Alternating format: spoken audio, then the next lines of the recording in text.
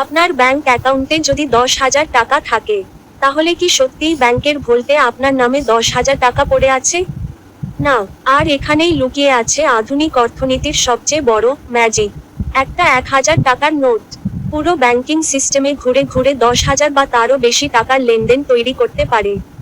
কিন্তু প্রশ্ন হলো, ব্যাংক কি সত্যিই টাকা বানায়, নাকি পুরো সিস্টেমটাই দাঁড়িয়ে আছে শুধুমাত্র বিশ্বাসের উপর? আমরা বুঝবো মানি মাল্টিপ্লায়ার থিওরি, M3 ব্রড মানি, আর কেন অর্থনীতির সবচেয়ে শক্তিশালী জিনিসটা আসলে কাগজ না, আস্থা। আগে টাকা মানে ছিল সোনা, রূপো, বাস্তব সম্পদ।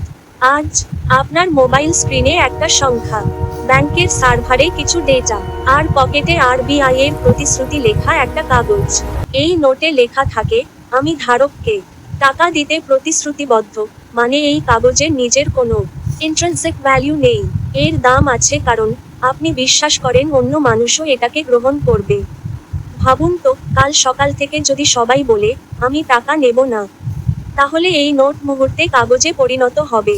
অর্থাৎ আধুনিক অর্থনীতি দাঁড়িয়ে আছে কালেকটিভ ট্রাস্ট বা সম্মিলিত বিশ্বাসের উপর।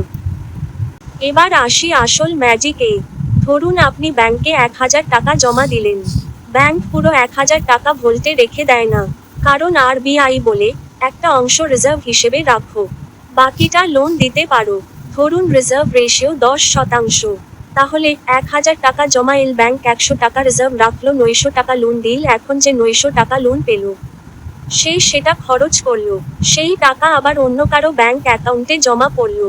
এখন নতুন ব্যাংক টাকা রিজার্ভ রাখবে, 810 টাকা লোন দেবে, তারপর আবার 810 টাকা ডিপোজিট, 729 টাকা নতুন লোন, এভাবে চলতেই থাকে। শেষে দেখা যায় প্রথম 1,000 টাকা থেকে পুরো সিস্টেমে প্রায় 10,000 টাকার ডিপোজিটস তৈরি হয়েছে। এটাই হলো মানি মাল্টিপ্লায়ার। মানি মাল্টিপ্লায়ার আর রিজার্ভ রেশিও এর সম্পর্ক ব্যস্তানুপাতিক।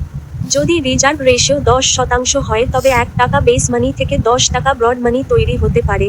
এখন প্রশ্ন, দেশে মোট লিকুইডিটি কত ঘুরছে সেটা কিভাবে বোঝা যায়? আসে M3 বা ব্রড মানি। এতে থাকে মানুষের হাতে থাকা cash, savings account, deposits, fixed deposits, banking সিস্টেমে থাকা অধিকাংশ লিকুইড মানি। সহজ ভাষায় M3 দেখায় দেশের অর্থনীতিতে চলমান টাকার প্রবাহ কতটা। যখন M3 বাড়ে, লোন বাড়ে, স্পেন্ডিং বাড়ে, বিজনেস অ্যাক্টিভিটি বাড়ে। কিন্তু অতিরিক্ত বাড়লে ইনফ্লেশন বাড়তে পারে। তাই RBI repo rate, CRR, open market operation দিয়ে এই ফ্লো কন্ট্রোল করার চেষ্টা করে। কিন্তু এখানে একটা গভীর প্রশ্ন আছে। ব্যাংকের কাছে দেশের সব জমি নেই, সব ফ্যাক্টরি নেই, সব শ্রমিকও নেই। তাহলে মানুষ কেন শুধুমাত্র ডিজিটাল নাম্বারস আর কাগজের নোটের বিনিময়ে জমি বিক্রি করে, শ্রম দেয়, ব্যবসা চালায়? কারণ মানুষ বিশ্বাস করে এই টাকা ভবিষ্যতেও মূল্য ধরে রাখবে। অর্থনীতির ইঞ্জিন চালায় শুধু টাকা না, বিশ্বাস। আর তাই যখন মানুষ আতঙ্কিত হয়ে পড়ে, ব্যাংক রান হয়, সবাই ক্যাশ তুলতে যায়, লোন সিস্টেম কোল্যাপস করতে শুরু করে, কারণ ফ্র্যাকশনাল রিজার্ভ ব্যাংকিং সিস্টেম, এই সব ডিপোজিট একসাথে ক্যাশ হিসেবে থাকে না। ব্যাংকিং সিস্টেম অনেকটা বাঁধের মতো।